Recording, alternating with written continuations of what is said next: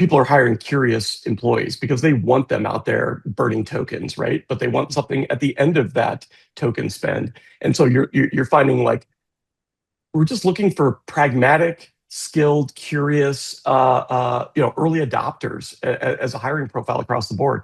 Every position really, in some regards, becomes an IC. To your point, C-level execs, even CEOs. Like I've got a number of CEOs that not only are developing our engineers at heart, but they're developing tools and apps and skills that their teams are using, and they're challenging everyone in the org to do that. So I think that's another really exciting output of this early AI wave that we're in. Is just that everyone is kind of a scientist these days. You are listening to Power Marketing with Kevin Lee. Kevin and his agency Did It have helped thousands of businesses win through superior marketing, as have his books, articles, speaking engagements, and the E-Marketing Association Power Marketing Podcasts. Here's Kevin. I'm Kevin Lee with the E-Marketing Association. I also run an agency, Did It, that started as a SaaS company 30 years ago, went through a lot of transitions, a couple of SaaS platforms, and now looks more like an agency, but still develops tech. I also run a supplement company, I have an incubator, a bunch of different hats. And the common theme is sales and marketing, which is why I enjoy doing these podcasts and having great guests on like Justin Gray, who really lives and breathes GTM, go-to-market, strategically and from an execution perspective. Thanks so much for joining me, Justin. Let's start by doing something that not everyone has the common definition of GTM. So we'd love to get your definition. Obviously, you live and breathe it in perhaps more of a SaaS software ecosystem, but the reality is those strategies exist across industries as well. Yeah, for sure. Well, Kevin, thanks so much for having me on. Always great to talk. My favorite topic. When people say they love something, I always challenge them like, would you do it for free or would you pay to do it? Because we actually pay to do it, which I think just underscores the fact that we really do enjoy not only the early stage company growth cycle, but certainly sales and marketing, as you mentioned, go to market. So what you're in regards to your question, like what defines go to market? I do think it's an area that has some latitude for a bit of flexibility, but my definition is the entire customer life cycle. Like, you can call that the revenue life cycle, you can call it the buyer journey, whatever. But I think the most important part, and where folks often kind of get sidetracked, is they think about acquisition. And interestingly enough, now that it seems like from a market perspective, we're kind of building actual businesses these days, meaning that there's a desire for profitability. People are monitoring the bottom line. It's not just all, cash burn and for the sake of acquisition, which it was for many, many years. I owned an agency like yourself, and our partners were software companies, and that's predominantly what they approached us with. How do we, increase customer maturity so they're seeing better results, and those results were always defined by acquisition. It is that full life cycle, though. So yes, awareness, acquisition, but then certainly, what is that experience? What's the value that we're providing to those customers? How are we onboarding, implementing, delivering, whatever you want to call that term? And then how are we, how are we making that customer, that check they write to us, every month, every quarter, every year, the best check that they could possibly write? How do we remove that from the expense category and shift it over into the value category? So I think it's really, again, people, process, technology, all of those normal analogies and tactics, but it's really about the buyer. It's about who we serve, our customer, and the entire life cycle, and the repetition of that life cycle through our engagement with them.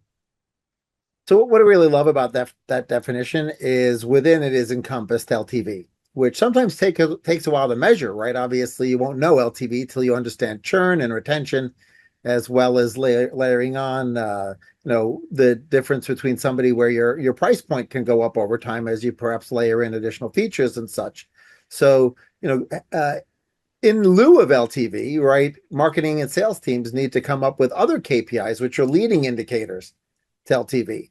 Or perhaps once they have enough data about what predicts KPI, scoring of leads and opportunities to predict higher LTV. So when you are dealing with folks who don't have that luxury of a back-end business intelligence system to give them the LTVs, how do you think through the KPIs and the proxy variables that they should use in the interim to judge success?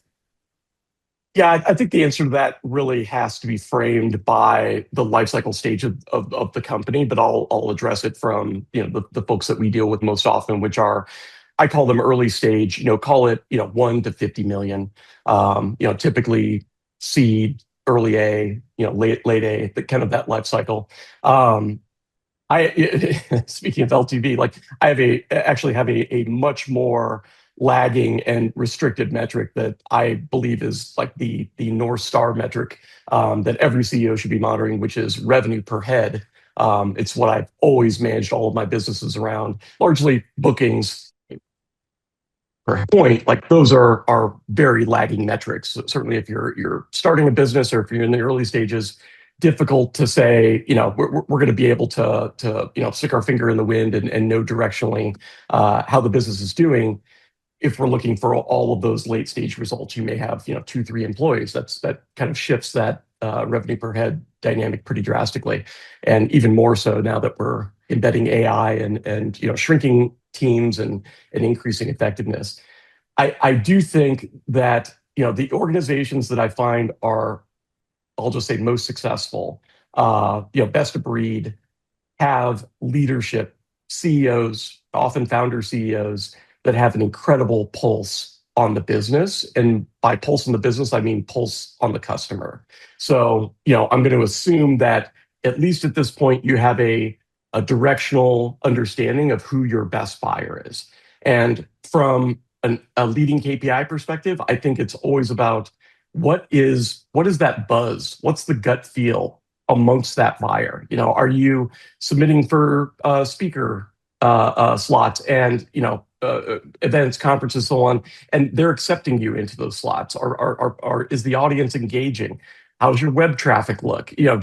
All of those different factors just really come back to the heart of, is the market, the buyer I care about, are they aware of me, right? And you can look at even things like email opens and so on. Like these are all kind of, as we would term them, like vanity metrics, but at the early stage, like you have to pay attention to things like that. But I think the determinant is always, does that CEO have a really close connection to that buyer? Are they spending time with them? Are they even to your, I think we were talking before we started recording on like calling and propensity to answer the phone. Like when your reps, or maybe if you're founder led selling, when you're picking up the phone and dialing, do people know who you are? Have they heard of what you do? Are they do they have that reference point from associates and relationships and so on? Those kind of all triangulate into a really meaningful understanding of, is this business on the rise, or is what I'm doing working? And so unfortunately, as much as marketers would say like they love to be data driven and so on, I think we've swung way too far into that category. You do need some data to point to and ultimately say, is the spend working? And I think some of those proxies around just awareness and willingness to engage are often somewhat superficial and even somewhat face to face at times. But that's what you have to do when you're early in a business. Yeah, for sure. Let's talk a little bit about efficient growth, right? Some portions of growth, particularly as it relates to marketing, relate to paid media, and some of the paid media that go-to-market teams like in particular is demand harvesting versus demand creation, which is search in Mhm. particular and some social media. But the challenge there is that that media is auctioned off, right? So the more aggressive you get, the less efficient your campaign gets at the margin. So when you're starting to talk about efficient growth applied in practice, what have you found the implications of that on a media mix perspective, on adding efficiency and effectiveness together and really owning the full life cycle of the sales process? Well, I think first, the most important precursor to any sort of growth, like efficiency is kind of having its day now. And I love that as, a former bootstrap founder. I call that just building a real business, because at the end of the day, like you need to make money in order to spend money in a traditional business sense that, with in the VC and even the private equity world, that has gotten a bit messy over the last 2 decades, and that's starting to come home. But my point being, in order to foster any type of growth, again, you need to have a really either strong understanding of the buyer or a really strong drive to get that understanding of the buyer. And I mean, again, being in close proximity to those ideal customers, those early buyers. Are you spending time with them? Do you understand what value they're realizing from your solution? And then also, what made them buy, but what are they looking for? What are they struggling with? And I'll give you an analogy around this, and I'll get to my point, I promise. So, as I mentioned, I one of the businesses I started and exited was an agency, and that agency started as a marketing automation consultancy. So we would deploy and help run these platforms. It eventually expanded into full go-to-market, but our initial partner was Marketo. And so, in order to literally build a business from ground zero, we needed to go and create demand. And how we did that was by walking through the door in Marketo. This was 2010, 2011. So Marketo was a much different size and certainly not a part of Adobe at that point. But just spending an immense amount of time with their reps, both on the net new side and the customer success side, and understanding what their problems were. And on the sales side, that problem was squarely the fact that these were 20-something reps being asked to walk into, sometimes a boardroom, always an executive meeting, and make a business case to, at that point, CMO. CMO was the primary buyer. And they did not have the credibility. They did not have the experience. You're going to tell me about features and functionality. You're going to tell me about cost, but you're not talking about total cost of ownership. You're not talking about headcount investment. You're not talking about results. And so we quickly zeroed in on that. And here's my point for the precursor for demand. We created an offering specifically to solve that problem for those reps. The result of that was an immense amount of referral business that launched our company and changed, not overnight, but over about a 6-month period, changed where we were going as a business, because we solved the problem of the gatekeeper to our buyer. So we did that through both content and through pro bono services effectively. That's what you need to first develop, and the customer understanding is the foundation of that. What is that value? We talk a lot about forward deployed engineers these days, moving value not only to the front of the sales cycle, but even outside of the sales cycle, before there's even a sale discussed. How are we providing value to the market that they can't get elsewhere? When you talk about paid media or search or GEO, it is so easy to access information these days. No one needs to bring up some published newsletter and click an ad in order to get your best practices guide. They can Google it, and those best practices are readily available. What can't they Google? What can't they find that normally people are putting behind paywalls that you can provide to either that buyer or the gatekeeper to the buyer, or even your existing customers? Like, how do we create that wow factor? That changes the dynamic and the cost equation on search, on paid media. It changes the entire process, because now people want something that you're providing. You're not beating them over the head saying, look in my direction, and I promise this can help you. You know that buyer enough to know that this is what they're struggling with. We will help them solve that, and that will open up, break down that trust barrier.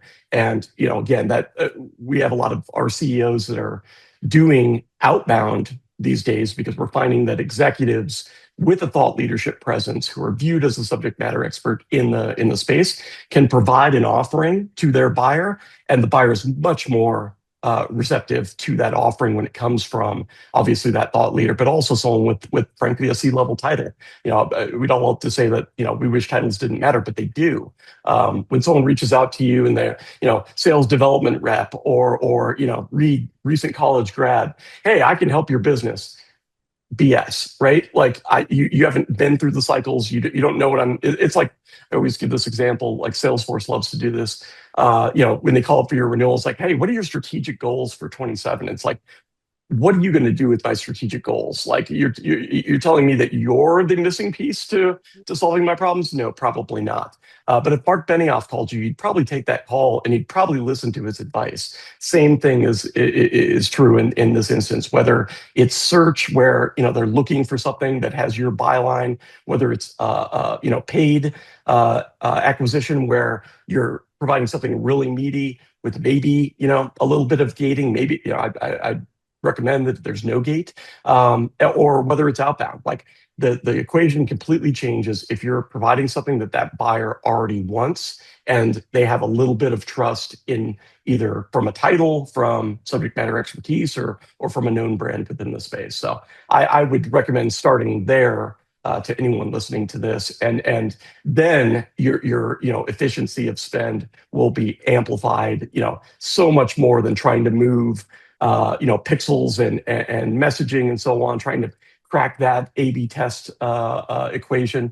That all changes when you've got something that you've got a glass of water and someone's crawling across the desert thirsty. Much easier to sell that glass of water, when you already know that person needs.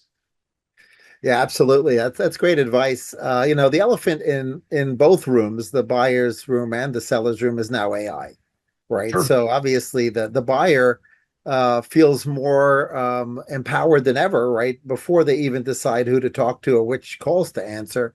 And that it used to be first generation of AI. It was 2 years old, the data. Right now, they all prefer recent data, right? So you can Yep. literally, as soon as it hits any crawlable piece of content, right, it's pretty much available in your favorite LLM. So that's certainly changed the ability for even senior level people to add value, right? Absolutely. If the buyer actually understands their problem already, they may have already been able to solve it, right? So the reframing of a problem or the identification of pain that they're not feeling yet is going to be more key than ever. So how do you recommend that the sales teams readjust what they're doing, not only using AI as a tool for themselves, right, to make them more efficient, more effective, smarter, but also deal with the fact that in the same way that when you go to the doctor, you've already pre-diagnosed yourself, right, before you got there with your favorite AI. Love that WebMD.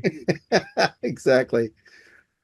Yeah, so I think again, the most important thing is understanding what is my proprietary value. We call this a value prop, call it proprietary value, call it a high value sales offer, whatever term you want to put on it. But to your point, that we have all of this horizontal generalization of intelligence, and that's available in a very effective delivery channel these days. Like I don't know anyone who's not using Claude to create little apps that they were paying for 6-12 months ago that they've replaced with with those apps. Those early dominoes to fall, however, are always overpriced, low value, and the buyer already frankly hated that solution. We see a lot of this around e-signature. We see a lot of this around call recording and coaching. Those are things that frankly people were looking to eliminate spend around already, and they're very easy to deploy because you don't need a deep proprietary data set in order to do it. And I kind of just gave away the answer to the question. Like that proprietary value is normally always rooted in data or experience. My analogy earlier on the Marketo front, we had experience. We had former VPs of marketing and sales, former CMOs, former CROs either in our consulting base, and one of them was actually one of our AEs. They could go into that room and immediately build trust with their resume and pay it off with their knowledge and understanding. How do you scale that into, let's say, a software world or a SaaS AI solution? Again, what is that proprietary data that you can't find readily available on the web? To your point, recency, we are now on the immediate. You put something out, it's being consumed by LLMs and it's available. So what is not out there? And I'll give you an example on the software side. So we've got a dental AI solution, which you could, if you're a dentist office, you could very well go purchase a horizontal general solution. The challenge is it doesn't know that buyer. And so one of the interesting dimensions that will make this make sense is in dental, you don't just call up and make an appointment for yourself. You make appointments for your family, right? Like the mother or father calls up, oh, I need, Billy needs braces, Judy needs a cleaning, and I need a root canal. Those are three different appointments we need to make, three different buyers, three different experiences that we need to serve up. If you approach that with a horizontal solution, it is going to stumble all over itself. It's going to treat everyone roughly the same.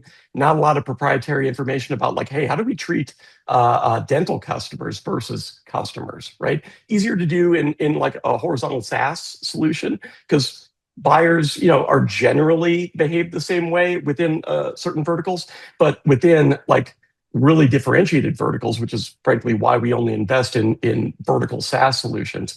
It's the propensity for proprietary is so much more readily available, and it has a much deeper impact on the user experience. So because that organization has been doing this for 4 years, they've created a really bespoke proprietary data set. And guess what? That is not using a one of the popular LLMs to serve up. They started that way, and then they quickly firewalled that off.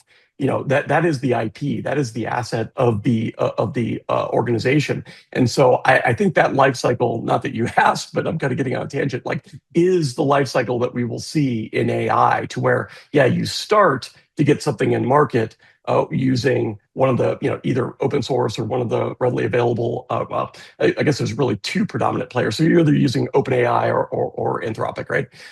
But quickly, as you start to see some success, as you start to garner customers, and more importantly, as you start to create that data exhaust, now you've got a proprietary asset that really, you can't find out in the marketplace. Your buyer needs you to provide access to.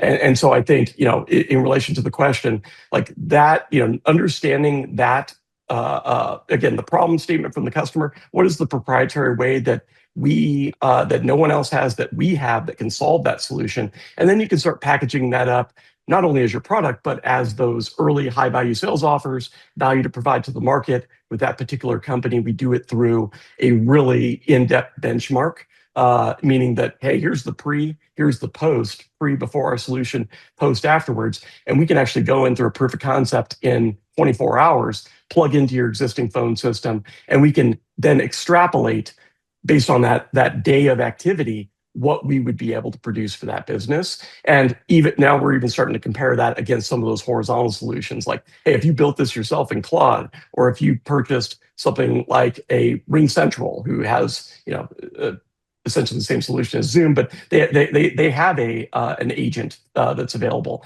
Let's benchmark that against what we can provide to you, and obviously our results are incredibly more effective. And so, but that is the root. Like, and if you don't have that, I guess this is more commentary on hiring or job search. Like that's what you should be looking for in a company these days. Do they really have something that sets them apart? And if you look at a lot of the traditional SaaS companies, look in the rearview mirror 5-10 years, they did not have that. I mean, you could go do something in Marketo that you could do in HubSpot, that you could do in Pardot and later Salesforce.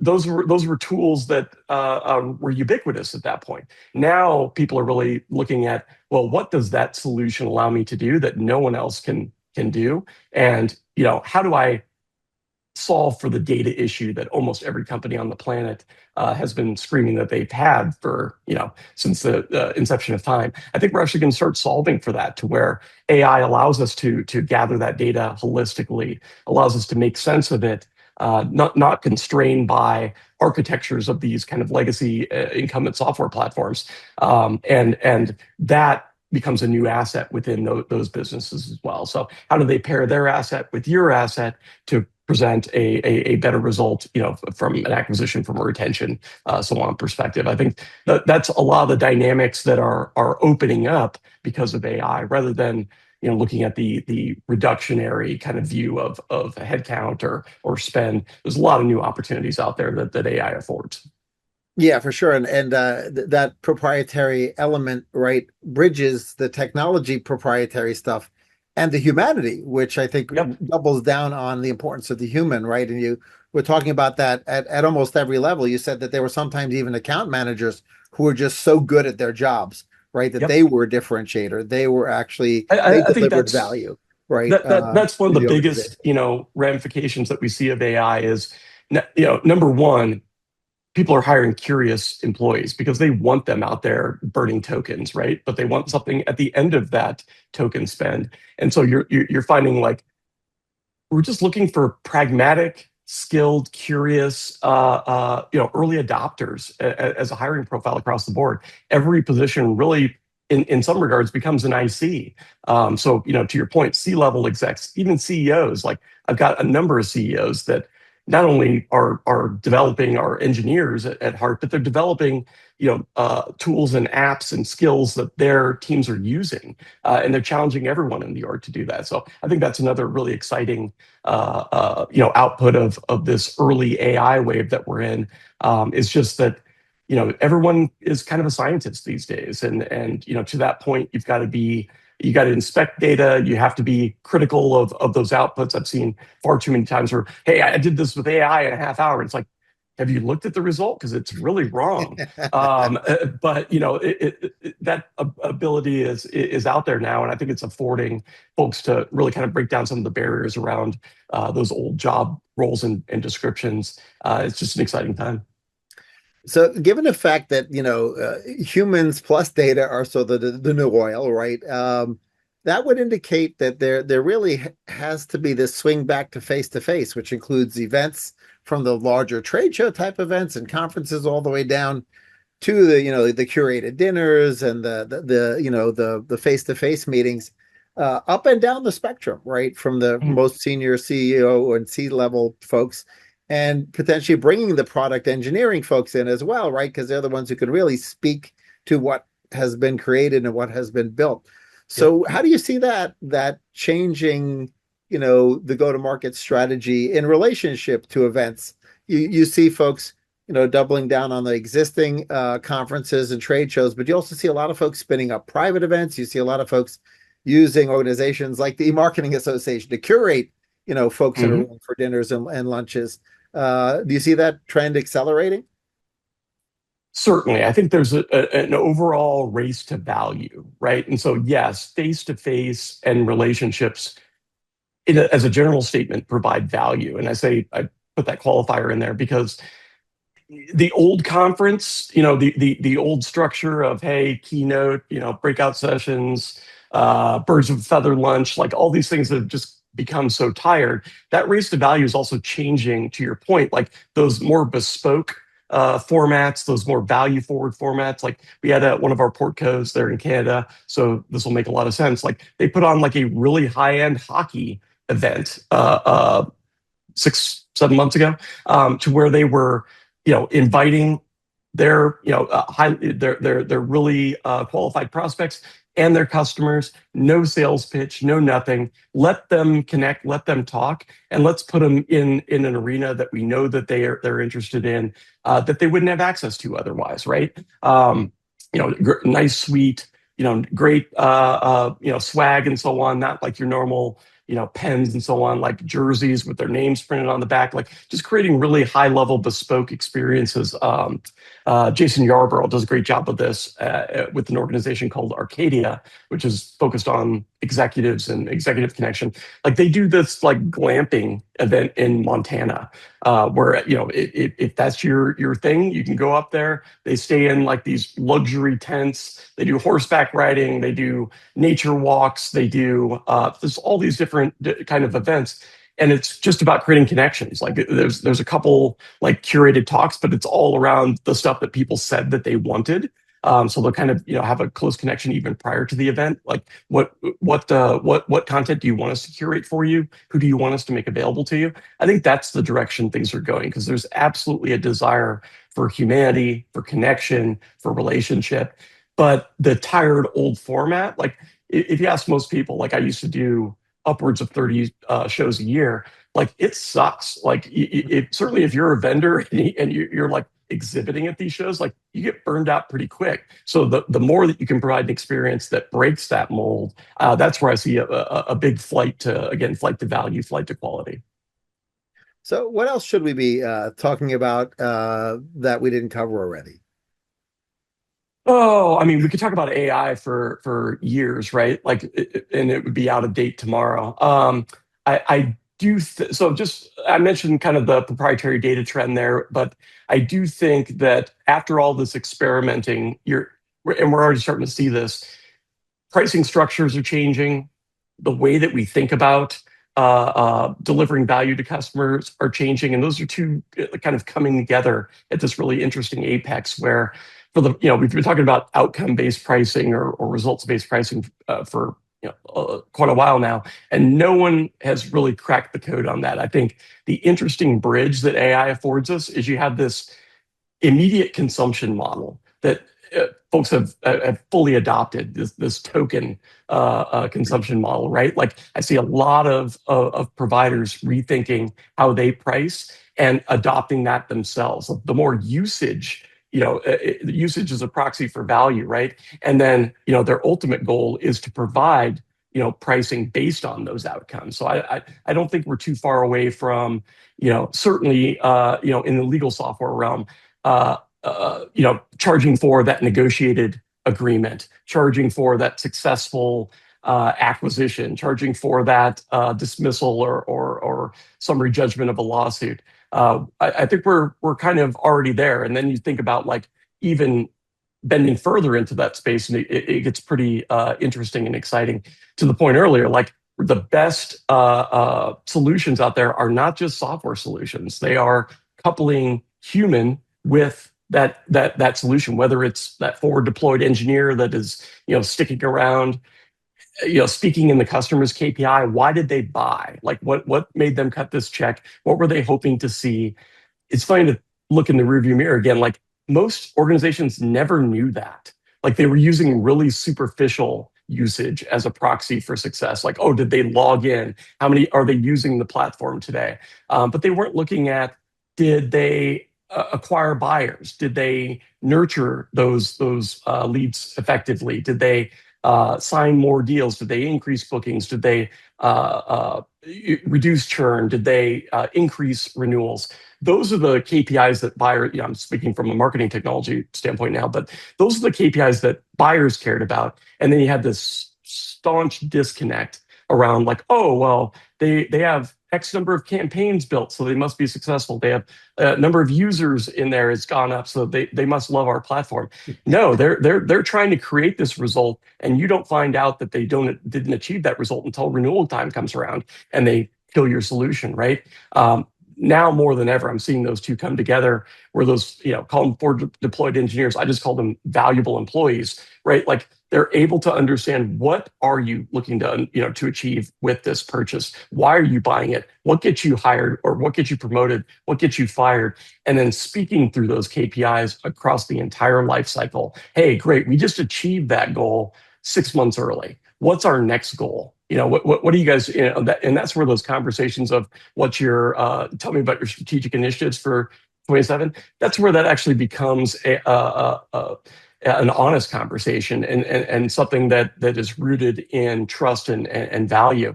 And that is what creates a customer relationship that's not going to be unseated by an app I just developed this weekend in Claude, right? Like that's a trust equation. And I think you absolutely need that layered humanity in there to make it work. I do unfortunately think that human aspect is going to become a paid aspect, but as we're in this early adoption phase, it's absolutely necessary. No one wants to speak to a bot, and unfortunately, I think that's probably where customer success is going at the non-paid level. Probably a great opportunity to just adopt human integration, in an ongoing manner. But people are going to pay for those human experiences, and I do think that they're willing to pay more for them. But I think everyone should be thinking about things in that conjoined sense, and certainly bringing value to the early stages of the sales process. And like I said before, even prior to that, what is that value that we can provide to the market that's going to build trust and set us apart from that competitive set and set us apart from the set that's on that list to develop over a weekend and cut the spend around. Yeah, I really love the move away from the vanity metrics that may still be used by the investor committee at the VC, or may still be used by the PE guys. But the Bingo. reality is, in the And end, I'm right? one of them. I sit in those boardrooms and I see that advice so Yeah, often. It's but like, like I think you make a valid point that it's not going to change like a light switch, right? I think yep, it takes some folks to literally sit around and think through the true value that the business delivers, and come up with that. I mean, certainly within the marketing ecosystem, I think pretty much every agency and large spender has been begging Meta and Google to create like a really expensive, high tier intervention opportunity to talk yep, to a human and fix a yep. problem. Could have been billions of dollars, right? We would hmm have, all spent Yeah, billions of try and dollars. get someone on the horn at Google, Yeah, right? Like, yeah, Jesus. exactly. Who can actually do something. You can reach a Yep, human, but they're not empowered to do yep, anything, right? yep. Same thing with Meta, And right? to your And point, these are, everyone wants that. You know what I mean? Like yeah, that's why you have to be, connected to those buyers and, incumbents, regardless of their yeah. size, are really in a threat position for, to get ousted because to your point, like you can develop these solutions a pretty close proxy. I mean, you've got companies like 8090 out there doing this, right? Like, hey, we'll spoof your software that you're paying for, and we'll get 90% of the functionality in there. And people are saying like, yeah, that makes a lot of sense because I'm getting like 10% of the benefit right now. Yeah, I mean the irony with a lot of these is the ones who have refused to create any kind of a escalation path that you can pay for platinum level services. These are all companies that we're trying to give them more money at the same Yep. time, right? We're literally Yep. trying to spend more on Meta, spend more on Google, right? And the inability to spend is not in their best interest either. But yet they haven't had that epiphany yet, right? That Well, having I think it's VIP level also, service would work. we haven't staffed those roles with the talent to actually fulfill on that Yeah, request, right? right, Like, exactly. I didn't say it earlier, but you can kind of infer it. Like when you're looking for creative, pragmatic, insightful, curious employees, you're not looking for button pushers who are simply taking calls and trying to answer a case with by searching a knowledge base. Like people can do that themselves, Mhm. and so I do think it changes the profile of employees across the board, which in my mind is just a catalyst to go out there and up level your skills. You can do that so easily with these tools, and I think that's a call to action for anyone in the workforce. Like, how am I adopting these platforms? How am I increasing my knowledge around them? Because that's going to become the new Harvard. That's going to become the new, I worked at Google. It's what have you built and what value did that deliver, and how are you going to bring that same mindset to our organization? Yeah, that's great advice to everybody who's in their career path from, fresh graduates all the way through first 3 or 4 layers for sure. Thanks so much for joining me, Justin. A lot of stuff for people to digest and to, bring to bear on their strategies and on execution of the strategies. I appreciate it. Yeah, appreciate you having me. It's a great conversation. Kevin Lee's Power Marketing is available on all your favorite podcast networks. Kevin loves helping businesses excel at marketing. Having marketing challenges? Just like Santa in the Miracle on 34th Street, if Kevin can't help you, he'll know someone who can. Find him on LinkedIn, subscribe, or follow.